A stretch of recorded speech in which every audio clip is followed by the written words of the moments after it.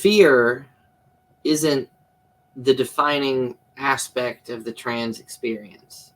The trans experience is not defined by our opponents. The trans experience is defined by us. Transness, to me, is fundamentally grounded in joy. It is an act of joy. It is an act of radical authenticity, and it is so beautiful. Welcome to Transparency Talk, a channel for trans people to tell their stories, share their successes, and inspire others with some much-needed good news, especially in the current political environment. I'm your host, Ember, a 44-year-old woman of transgender experience. If you want more trans-positive content like this, please hit that subscribe button and ring the notification bell. Welcome to Transparency Talk. Joining me today is Michel Lee Garret. She's an author, editor, and recovering journalist. She's the editor of the forthcoming nonfiction anthology, Transcendent Love, True Stories of Trans for Trans Relationships from Jessica Kingsley Publishers, which is currently accepting submissions. She is also the editor of Burning Down the House, crime fiction incited by the songs of the Talking Heads, a charity anthology to help fight climate change, available from Shotgun Honey. She has worked as an investigative reporter, a political communications director, and a professional speechwriter. She is also a queer and transgender advocate and activist who currently serves on the board of Center LGBT+, a queer community nonprofit in her home of Center County, Pennsylvania. Michelle, thank you for joining us. How are things going for you? Well, thank you so much for having me, and things are going great. I can't think of a better way to spend a Tuesday evening than chatting with you tonight. I'm glad to hear it. I'd like to start with your personal experience. How would you describe how your self-acceptance has evolved over time? Like, where did you start and where are you now? So I grew up in a conservative, evangelical Christian environment, and a military family. Good. And I'm going to preface this by noting that I've actually been very, very lucky, and my family has been very, very supportive. But there's definitely been an evolution in their own understanding and their own journey throughout time. I think that my first time seeing transness represented somewhere was in Ace Ventura: Pet Detective, which yeah, right? So I came out as queer when I was 16. I told my mom first because my dad was deployed. My mom and I were coming back from getting groceries, and she was driving. And out of nowhere, I was like, "Mom, I'm bisexual." And she was like, "What?" And veered into the wrong lane and almost into oncoming traffic. I started experimenting with my gender identity and my presentation of my gender in really in 11th grade. So we had moved from military families, moving a lot. We had moved from small rural Virginia to small town rural Pennsylvania. And so I was in a new place where I didn't know anybody, and I didn't have any friends, and I didn't have a support system. And I remember thinking to myself, I'm not going back in the fucking closet. It's not happening. I don't know, maybe because I didn't have any ties, I was bolder than I would have been otherwise. Because I was I don't give a fuck what any of y'all think. And so I'd had, this desire to, present more femme for a while, and always sort of felt like I couldn't do it. And going into this new frankly hostile environment was fuck it, you know what? I don't care. And so I just started doing it. It got to the point where I was presenting femme more often than I was presenting mask. And I was using she, her pronouns some days, and like he, him pronouns some days, depending on like how I was dressed and what I was wearing. And then I started college, which was actually like a very like open, accepting environment. And I didn't have any negative experiences, but I'd had to fight so hard in high school just to like exist and just to take up space as like a visibly queer person. And it like I like learned to use my queerness and my gender as a weapon to defend myself. And it was so exhausting that I got like terrified of like entering a new space and like having to do that process all over again. And so like I backed away from the ledge for years and years. And I was like, well, you know, I experimented and it was like, you know, it was fun, but like, you know, it was just a phase and now it's done. And I'm like totally cisgender. Although I didn't know that, I didn't have that word yet at the time either. And I buried that like way deep down inside me for a long time. And like crazy coincidence, the years that followed were like the deepest, darkest, like most depressed period of my life. So fast forward like, oh God, I don't know, 10 years. And I am dating my now wife in classic lesbian fashion, like moved in together pretty quickly after starting to date. And then the pandemic hit and the world shut down.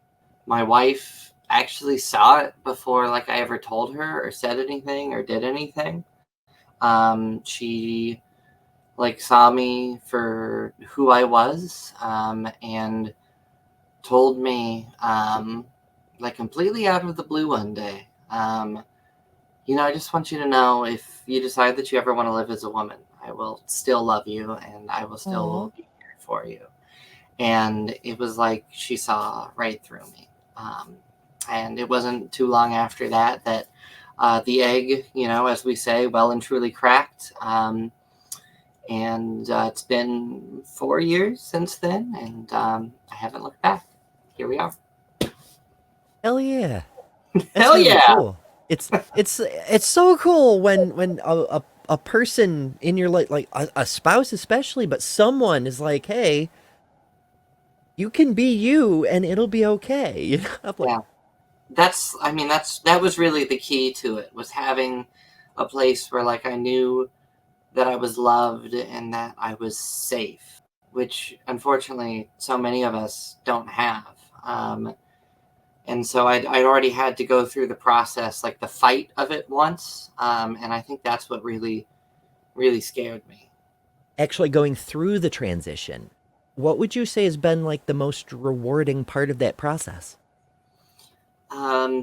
To me, the most rewarding part of the process has been just getting to be the version of myself that I didn't think I could be. That there was this version of Michel that I thought could never exist, and to actually get to be me, to get to be her, to get to be me, to get to be the woman and the wife and the mother that I didn't think I would ever get to be has been really, really incredible. I have never felt more myself, and never felt stronger, and never felt more empowered in my own identity and my own power than I have since my transition. And it's been really incredible.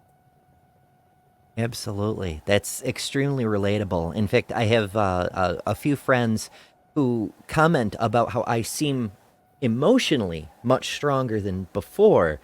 And then I have to fire back with, well, I certainly hope so, because I'm physically much weaker.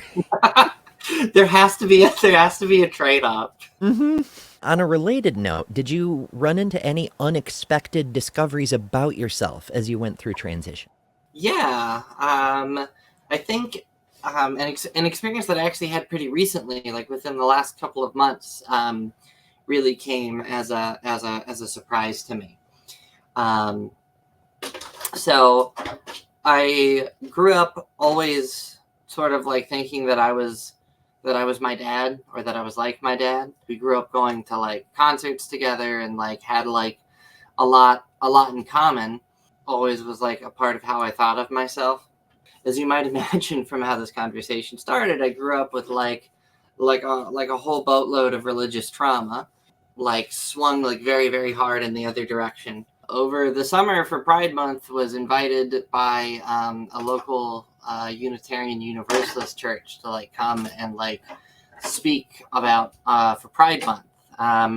And it was actually a very positive experience, and like I was very warmly embraced, and like had like a lot of like really good conversations with people afterwards.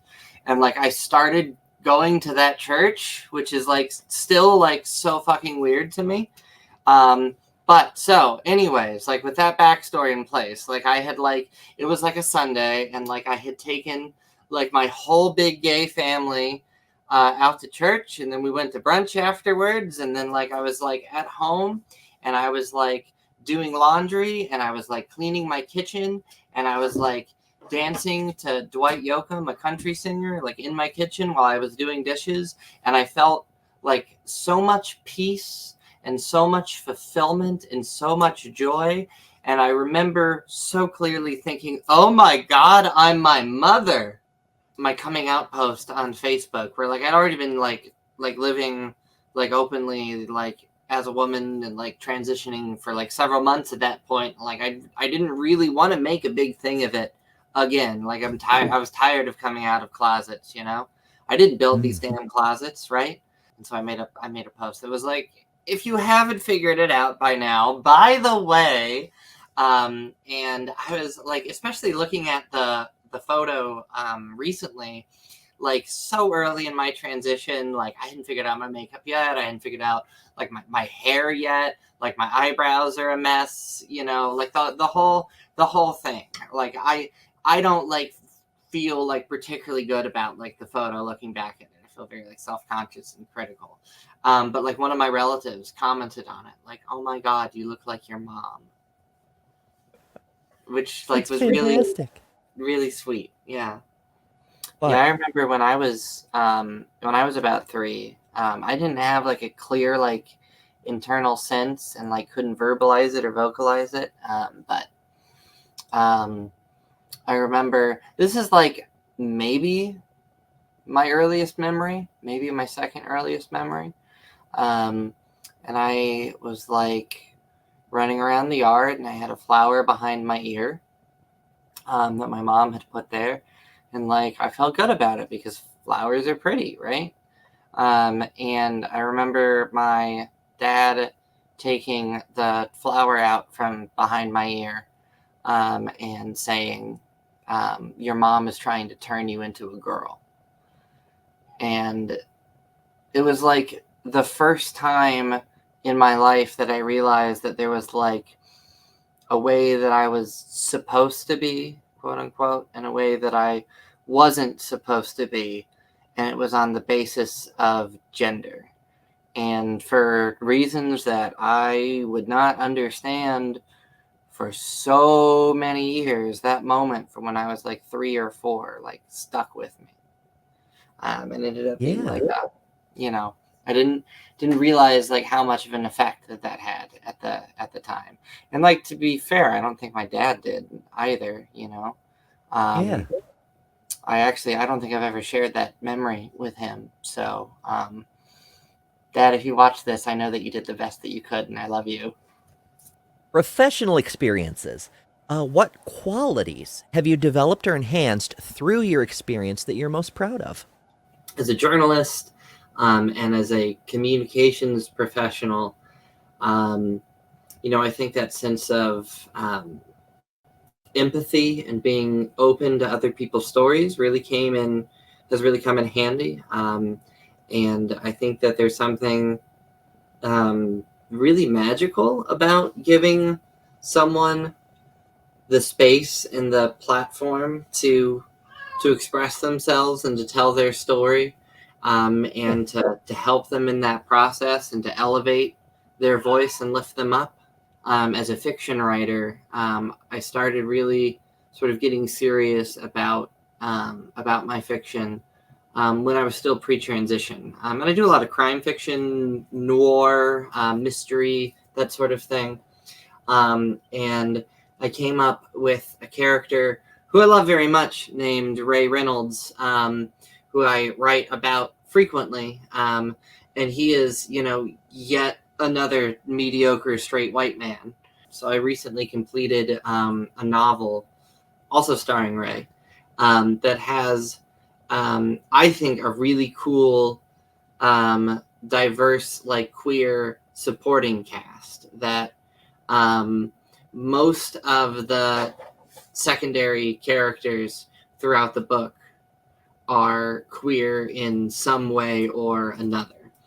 And the book takes place in like small town, like rural Pennsylvania. And so like it's also filtering through this filter of like undertold and underrepresented queer experiences and rural queer experiences.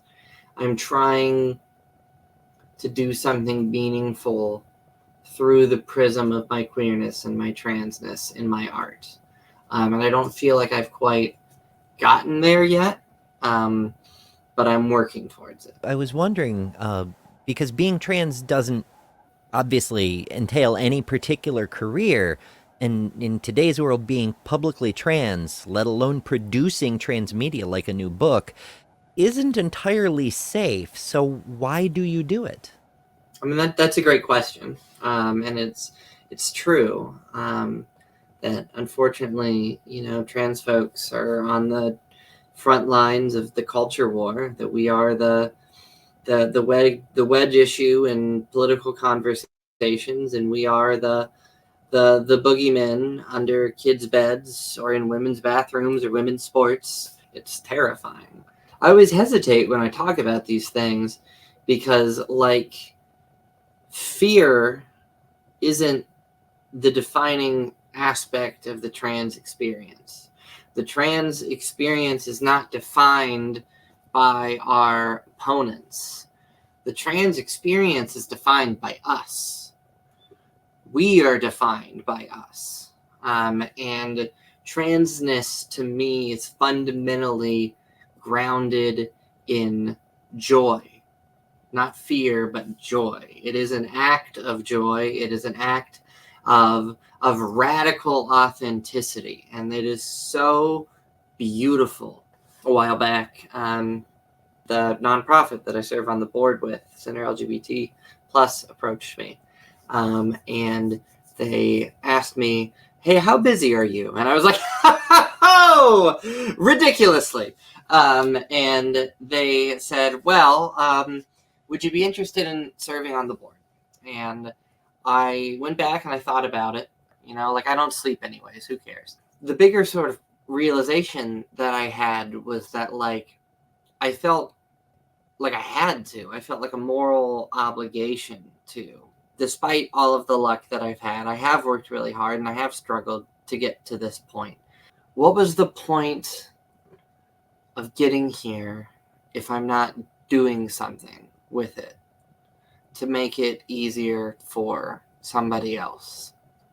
To me, being visible and being public and being vocal is really, really important because, it creates possibilities for other people. You don't know what you can't be, or you don't know what you can be if you never realize that it's an option. By telling trans stories and queer stories that haven't been told before, I'm trying to create, some of that representation that would have been helpful to me when I was younger. I'm reminded of a quote by, I believe it was Leah Finke, the trans legislator from Minnesota, who said, you can't be it if you don't see it. Yeah, And exactly. I don't begrudge anyone who just wants to exist, right? We should be able to just exist. We shouldn't have to fight. And so anyone who has like made the decision, whether like for safety or comfort or just like, you know, emotional bandwidth, to just like, I'm just gonna like quietly be me, and like I'm gonna do my thing, and I'm gonna live my life. I respect that, because like that's ultimately like the point. And so like I would never, it's like I feel something similar about like I'm from small town like rural Pennsylvania, as I mentioned earlier, and I have complicated feelings, but I love small town rural Pennsylvania. It is a part of me, and I live in you know, kind of like a, you know, like a blue bubble, so to speak, in a college town. But like I live like in like Pennsylvania still, and like I go home and I visit my family in Pennsylvania still. That's a part of me, and that's who I am, and like I have like chosen to like stay here and to be like part of this place. And like a common queer story is for, you know, queer kids who grow up in those environments, like turn 18 and they get the hell out of Dodge and they go to New York, or they go to LA, or they go, you know, to the city, where they can, you know, more fully and safely be themselves. And like I would never begrudge anyone who makes that choice. Like you have to choose what's right for you, and you have to choose the path that leads you to safety. At the same time, like we have always been here, and we've always been part of these communities. We have to fight for them, and we have to fight for the kids who are still in those communities and still growing up there. This mindset of like, I went through it and I turned out fine, so you have to go through it too. Like, what was the point of going through it if we are not changing it afterwards? Like, you know how hard it was. I contacted you because I saw an invitation to submit a story for your new anthology. Can you tell us a little bit about the what and why of this project? Absolutely. So I am editing a new nonfiction collection. The working title is Transcendent Love, True Stories of Trans for Trans Relationships. And it is intended to be a collection of true, real, T for T trans love stories. There are so many trans love stories that do not get told and have not been told. And they are some of the most beautiful love stories in the world. Trans love and T for T relationships have really unique dynamics and depths that are different from other kinds of relationships. Like the trans experience is unique, and every trans person's experience is unique. And there are so many different possible intersections of transness and gender and identity and attraction. And there are so many dimensions across which love can exist, and we are not telling any of these stories. And I think that's kind of sad, and it's kind of ridiculous. And so I am trying to create a book that gives a platform for these stories and elevates the voices of trans people in T for T relationships. Is that why you insist, I should say, that these stories be nonfiction? Yes.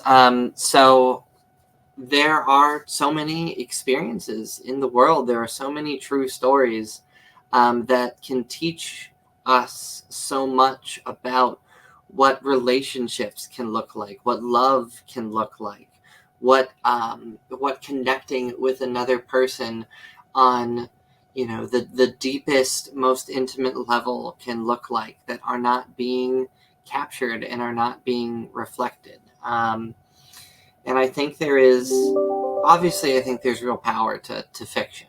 I care very deeply about the craft of fiction and fiction writing. But I also think that there's great power in true life experience. And I think that there is the potential to connect with people in a really deep and visceral way that you only get through true lived experience. There is a visceralness to reading something and knowing that it is coming from like the fires of someone's heart and life, that they went through this, that this is part of the world. And I think that there's kind of a call to action, embedded in that. That like these stories are out there, these people are out there, these trans love stories are everywhere. And unfortunately, we, continue to see coordinated legal and social and political efforts to attack trans people and strip them of their rights and criminalize their existence.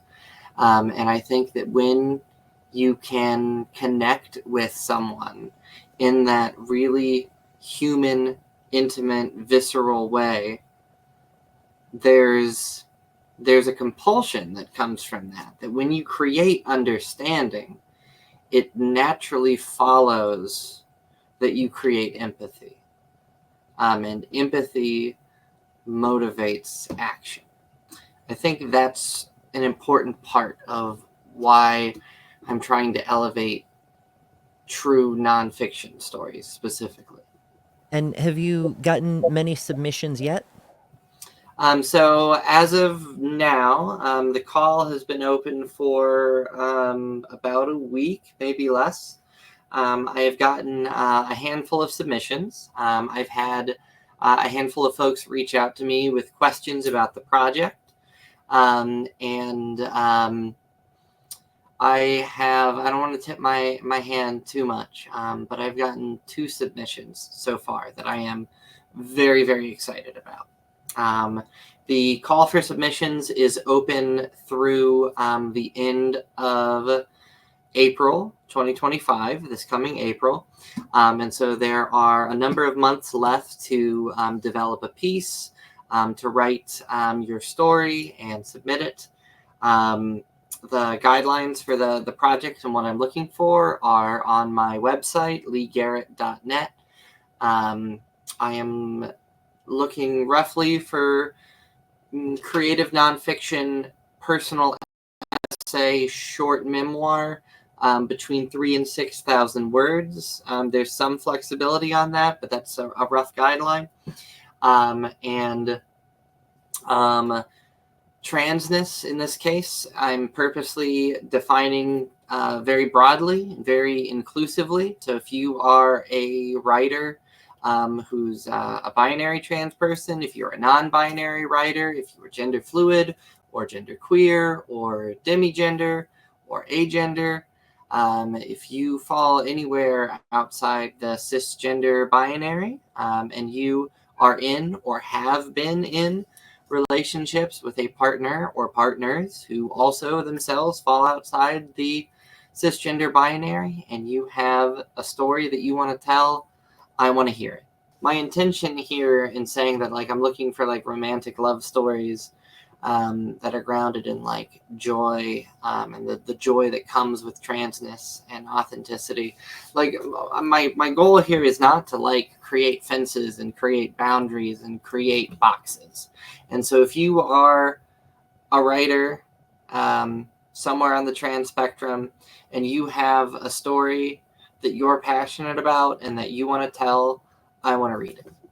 And for anybody watching, listening, whatever the case may be, the link to the website just mentioned, leegarret.net, is going to be in the description box or the show notes or whatever it is you're watching on happens to have. It'll be there for you, so you don't have to try to remember it. It'll be right there for you when you do get a chance to open up a browser.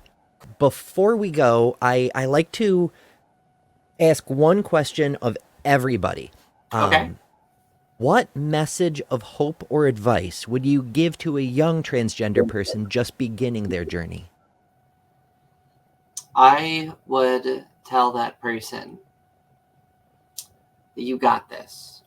It's okay to survive. That your journey doesn't have to look like other people's journeys, and that you don't have to compare yourself or stack up against other people. And that if you're at a place where it's not safe to come out yet, or to live as yourself yet, it's okay to be angry about it because you deserve better. But it's okay to survive until you are able to live. You are going to get there. You are going to get to the place where you want to be. You are going to find the people who love you and support you for who you are.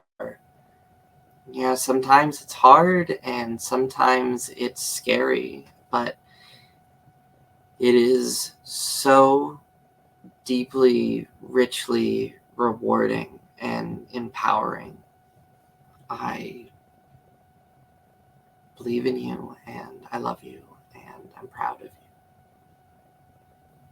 Before we go, where can people find out more about you and or your adventures? So I am online. My website is leegarret.net. You can learn more about my fiction and my other projects. I am on the hellscape known as Twitter, which I still call Twitter. I am at Michel M. Garret on Twitter. I am on Instagram, Michel Lee Garret. Maybe I will be like cool and hip and with it and start a TikTok one of these days, but we haven't gotten there yet. But so find me at my website, find me on Twitter, find me on Instagram, feel free to say hi. Transcendent Love is accepting submissions now, linked in the description. Michel, thank you for joining us. Thank you, Ember. This was so much fun. Thank you all so much for watching. Positive reflections in our community are so important right now, so please do subscribe and consider sharing this video on all the socials to help get the word out about what we're doing here. If you'd like to support this show, a link to our Ko-Fi is in the description. If you'd like to share your story, you can email the show at transparencytalkshow@gmail.com. Until next time, stay positive.